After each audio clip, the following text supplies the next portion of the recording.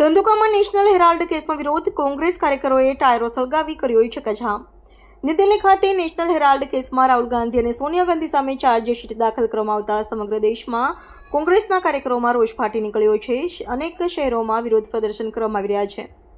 આ શ્રેણીમાં ધંધુકામાં પણ વિરોધ સ્વરૂપ ધારણ કર્યું હતું। શહેરના વિરોધે ઉગ્ર સ્વરૂપ ધારણ કર્યું હતું।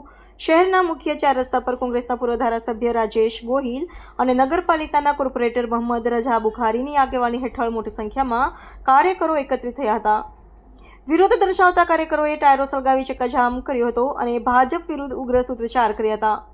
વિજિલન્સ માટે મોકલી રહેલી પોલીસે ઘટના સ્થળે પહોંચી 15 આગેવાન કોંગ્રેસ કાર્યકરોની અટકાયત કરી। સમગ્ર પ્રદર્શન દરમિયાન ધંધુકા શહેરમાં તણાવપૂર્ણ પરિસ્થિતિ સર્જાઈ હતી।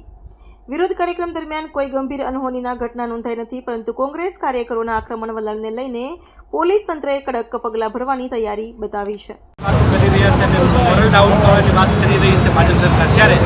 રાહુલજી અને સોનિયાજીના સમર્થનમાં અને ઈડી જે ચાર્જશીટ કર્યું છે ખોટું ચાર્જશીટ, આના વિરુદ્ધમાં આજે ધરણા પ્રદર્શન